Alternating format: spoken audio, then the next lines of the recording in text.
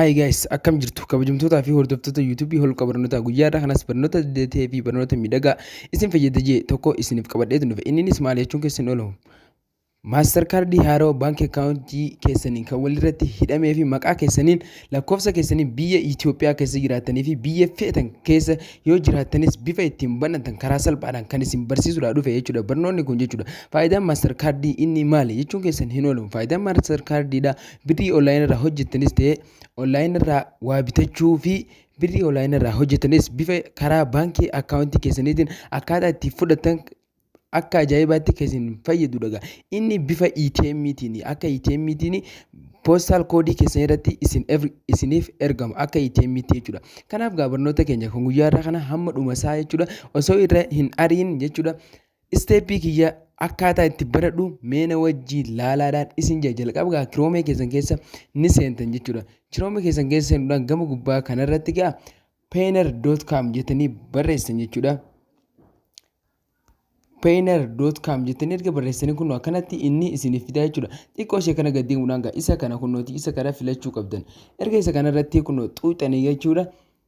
Payoneer master card bifa ajaa'ibaatiin biyya feetan jiraatanii akkaataa ittiin bal'attanii isin garsiisuudhaa dhufe. Ichi wada gubbaa kanarra xuquudhaan tuqaas deen gubbaarraa kan tuqaan desktop saayitii keessa ni ibsatan jechuudha. Register isa jiru kanarratti al tokkoof ni xuuxan kunnooti.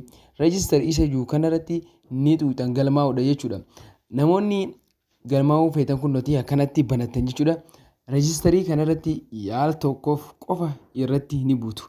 Erga irratti cuqaastanii booda erga kanatti isiniif baasee iddoo sanduuquma kana jidduutti jechuudha. Sanduuquma duwwaa kana jidduu ni xuuxan. Achi booda erga xuuxanii booda akkanatti isiniif baasaa kunnooti. Iddoo kanarratti iddoo kana tuqaas xiqqoo kanarratti al tokkoof yoo xuuxe kunnooti akkanatti isiniif baasa. Bifa markaa irraan kanatti isiniif baasa. Achi booda kunnooti individual kan jiru kana filadhaa. Irra caalaa filatamaa isa kana jechuudha. Individualii kanarratti al tokkoof ni xuuxanii jechuudha. Amma achi booda kunnooti akkanatti isiniif baasa. Achi booda kunnooti iddoo kanarra maas iddoo kana individualii godhatanii jirtan gama gadii kanarra kunnooti I am looking to iddoo jiru kanarratti maas ni xuuxan jechuudha. Achi booda kun isuma gubbaarraa jiru kanarra get paid by international silent market isa jiru kan gubbaarraa kanarra filatu jechuudha. Isa kana harka filatanii kunnooti registerii kana isiniif baasaa jechuudha. Iddoo kanarra kilik ni gootu register ta'uudhaaf jechuudha. Kunnooti ammaan tana banuudhaaf eegaleetii jira jechuudha. Karaa salphaadhaan kunnooti isiniif baaseeti jira kun individual jee gara gubbaa kanarratti yoo asirratti kaampaan kan jiru kanarra yoo jiraate individualii kanarratti deeffadhaan asin jira. Itti booda kunnooti iddoo kanarratti first name kan jiru kanaa fi last name kan jiru kana email kan jiru kanarratti amma waan isin guutuu qabdan kunnooti first name jiru kanarratti amma maqaa kiyyaan guutagaa kunnooti abdii niin godha. Last name irratti ammoo kedir qubee gurguddaadhaan dalagadhaan asin jira. Ichi booda kunnooti isa sadaffaa kanarratti emailii keessan ni guutan. Isa sirrii isa hojjatu irra ni guutan feekii kan ta'in jechuudha. An kun guutaatiin jira. Guuteen jira kan bareeda.com jee guuteen jira. Isa itti aanu irrattis emailuma kan duplicate gootanii irratti ni guutan jechuudha. Amma achi booda gama jalaa kanarratti wanni isin hubachuu qabdan daataa keessan bara 1990 gad ta'uu qaba jechuudha. Bara 2000 gad ta'uu qaba. 1996 fa'aa godhadhaadhaan isiniin jaaga. Kunnooti iddoo kanarratti kunnoo xuquudhaan ammaan tana bara kiyya niin filadhaa jechuudha. Kunnooti bara 2020 takka jee kana jira kana ooluudhaan bara 1999 irra kaayyadhaadhaan isiniin jaaga. Isa kanarra erga galchitanii booda kunnooti achi booda wanni isin godhuu qabdan asirra erga galchitanii booda tuquu qofa irratti erga tuqxanii akkanatti iddoo kanatti isiniif galcheeti jira. Next gootan ammaan tana. Next erga gootanii kunnooti salphatti gama kanaa isin galchaa jechuudha. Wanni isin godhuu qabdan iddoo kanarratti gama gubbaa kanarra kunnooti Itoophiyaa jettanii ni guutu jechuudha. Ichi booda kaawuntarii keessan erga guutanii asitti istireetii keessan guutan iddoo teessoo teessan jechuudha. Oromiyaa ta'e Oromiyaa jechuudha. An kun amma Harariin godhadha. Harariin jiraadha. Harar Itoophiyaa. Harra Itoophiyaa jedhuun guuteen jira. Asittis kunnooti iddoo kanarratti sammallee Itoophiyaa jettanii ni guutan. Itoophiyaa Addis Ababa Addis Ababa jettanii guutan achi booda iddoo gadii kanarratti siti kan jiru kanarratti magaalaa jiraatan harra jettanii akka magaalaa keessa jirtanitti ni guutan ziip koodii iddoo jiru kanarratti immoo namoonni Itoophiyaa keessa jiraatan hundi keessanuu 1000 jettanii guutuu ni dandeessan. Ana harran hin jiraadha 3000 jeetiin guutan isin ammoo 1000 warri Oromiyaa keessa jiraatan goradhaan isin jedha kun nootii asirraa ilaaluu hin dandeessu Itoophiyaa tanii guutan isa lamaffaarratti kun nootii biyya keessan Oromiyaa Itoophiyaa tanii guutan kun harra Itoophiyaa tanii jiru achi booda gaa Itoophiyaa Addis Ababa tanii guutan achi booda siiti kan jiru harra ni guutan achi booda ziip koodii kan jiru kanarratti 3000 yookaan 1000 ni guutan achi booda gama jilaa kanarra lakkoofsa keessan ni guutanii jechuudha. Asirratti lakkoofsa kee guutaatiin jira kun duwwaa 960 takka 37 takka akkanuma jeetiin gaammaan tana guutee jira. Erga lakkoofsa keessan akkanatti guutanii booda kun nootii seendii koodi kan jiru kana qofarratti al tokkoof ni xuuxan jechuudha. Achi booda koodiin keessan salphatti verification koodiin isiniif seena lakkoofsa keessan irratti jechuudha. Lakkoofsa keessan isa sirrii isa itti fayyadamtan isa dalagu itti guutan jechuudha. Warri Itoophiyaa keessa jirtan kun nootii ammaan tana salphatti nada qabuudhaaf ta'a kun nootii naaf seeneeti jira jechuudha. Gama gubbaa kanarratti kun nootii gaaffii enerjii naaf seenee jira 85 49 12 85 49 12 kun nogaa guuteetiin jirachi booda seendii ni godhaa jechuudha. Erga guutan isa koodii sirrii ta'u erga hubattan seendii ni gootan jechuudha. Next kan jiru kana tuquudhaan seendii ni gootan achi booda gaa akkanatti isiniif baasa jechuudha. Iddoo kanarratti kun nootii jalqaba paaswoordii keessan isa silatti guutan san isiniif baaseeti jira. Kanaaf gaa insiin ammaan tana intera paaswoordii kan jiru kana jalatti paaswoordii imeelii keessanii itti guutanii jechuudha. Si'a lama kun nootii iddoo kanatti itti guutan asittis itti guutan jechuudha. Achi booda mee security question kan jiru kanarratti wanta booda paaswoordii naaf ta'ettanii yaatan security question kun nootii isa kanarra taatus isa tokkoffaarra jiru kanarratti tuquudhaan ni dandeessan jechuudha. Security answerii jechuudha. Itti aansuudhaan jala kanatti security answerii akkasumatti amma fakkeenyaaf maquma keessa yoo ta'es lakkoofsa cinatti hidhatanii abdii keediir 12 jeetiin jira jechuudha. Abdii keediir 12 jettanii screenshot irraa godhachuu ni dandeessan achi booda paaswoordii keessan itti guutan jechuudha.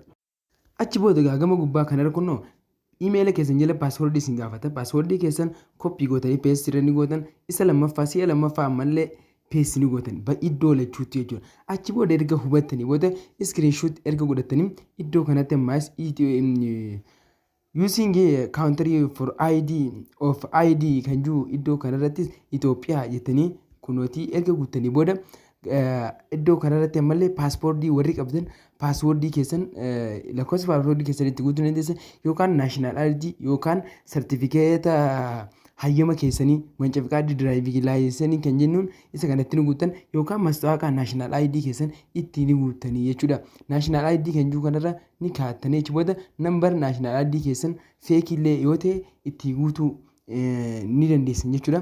Ani amma guutaatiin jira kunootii 12 30 fi 4 jeetti guuteen jira akkanumatti itti guute gaama please enter koodii below jeetti jira.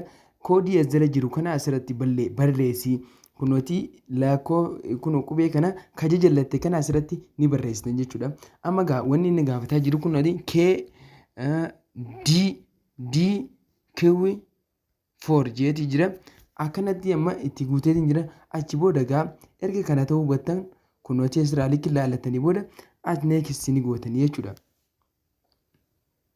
Ergasii inni isiniif dabarseeti jira kunootii almost done kunoo isiniin jeetii jira jechuudha. Qaaxa xumurtanii isin jeetii jira.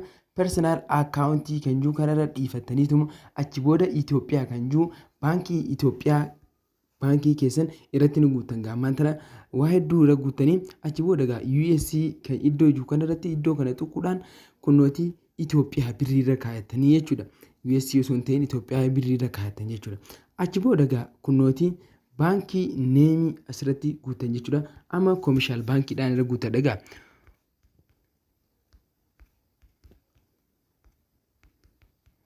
Koomishaal baankii jeetiin irratti guutadheetiin jira jechuudha. Achi booda akkaawuntii keessan maqaa isii jechuudha. Akkaawuntii holdii neemii iddoo jiru kanarratti akkaawuntii keessan irratti ni guutan maqaa akkaawuntiin keessan itti jiru jechuudha. Kun waan amma abdii keediir jeetiin jira itti guuteen jira. Achi booda akkaawuntii nambarii irratti as iddoo kanatti ni guutan jechuudha. Akkaawuntii nambarii amma itti guutaa jira kun waan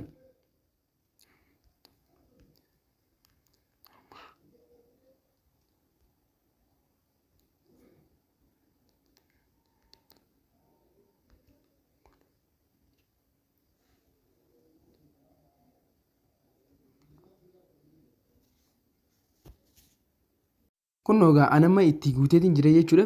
Swift koodii kan jiru isa jalaa kanarra akaawuntii keessan qixa sirriidhaan ittiin guutan jechuudha. Feekii kan ta'in ichi booda egaa Swift iddoo jiru kanatti Swift biik kan jiru iddoo kanarratti amma koodii Swift baankii Itoophiyaa itti barbaadanii jechuudha. Iddoo kanarratti iddoo kana dhuftanii amma iddoo sarchii baanarii kanarratti dhuftanii koomishaal baankii jettanii ni barreessan jechuudha. Koomishaal baankii Swift kood jettanii ittiin barreessan.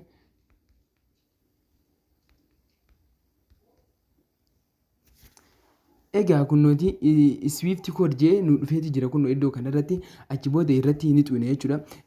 Baankiin hundinuu akkanumatti qaba jechuudha. Kunnooti Swift code bakki isin argattan gaa iddoo akkanatti isin fide Swift code jeechi jira.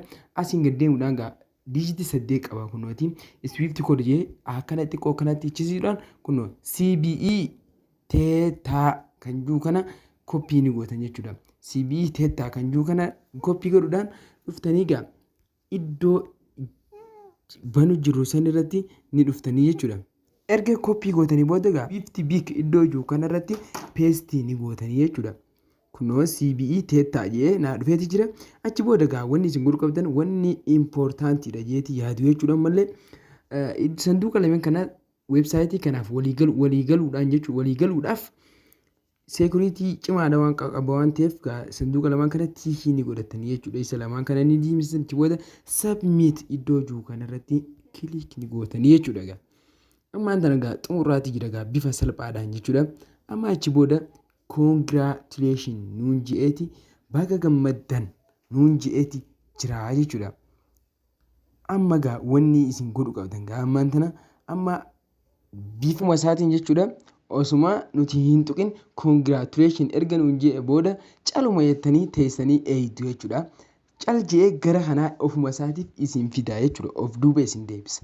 Caluma jettanii congratulation erga inni isin je'e jennee teessanii eeguu qabdan. Erga eeydanii akkanatti isin fida. Akka isin loogiin gootanii seentan isin laaluudhaaf achi booda gaa saayin iddoo jiru kanarratti al tokkoof ni xuuxu jechuudha.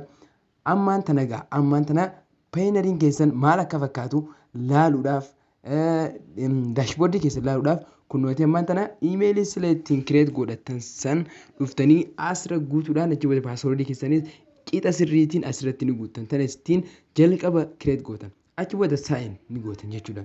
Achi booda gaa jalqaba paayinariin keessan bifa salphaadhaan isiniif banamee xumurameeti jira waan ta'eef akkanatti isiniif dhufaa jechuudha.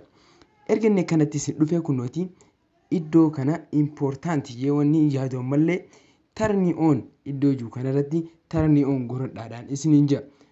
Achi booda gaa kunnooti salphumatti verification koodii isiniif erga kunnoo.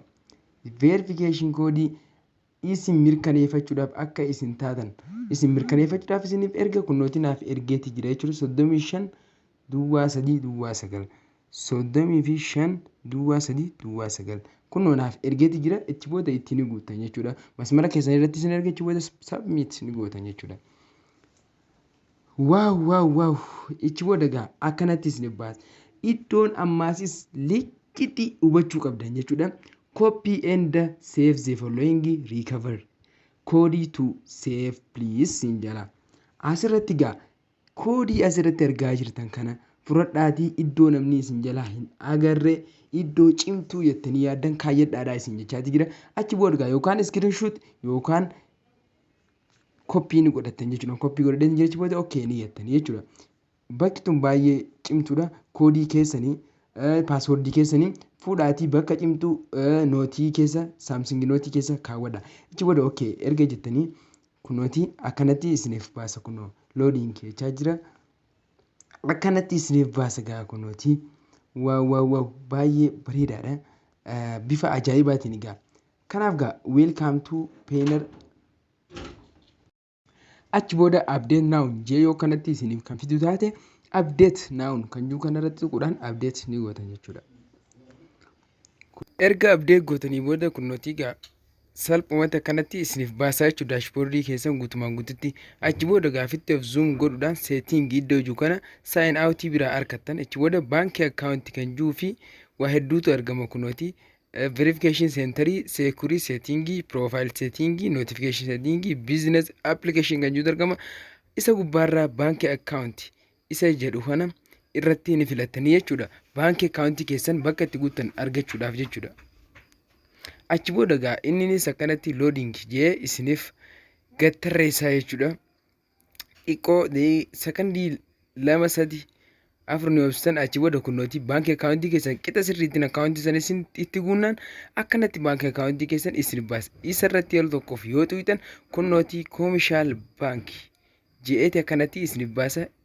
Itoophiyaa baankii kana kunoo isin baasa gaa baankii akaawuntii keessan.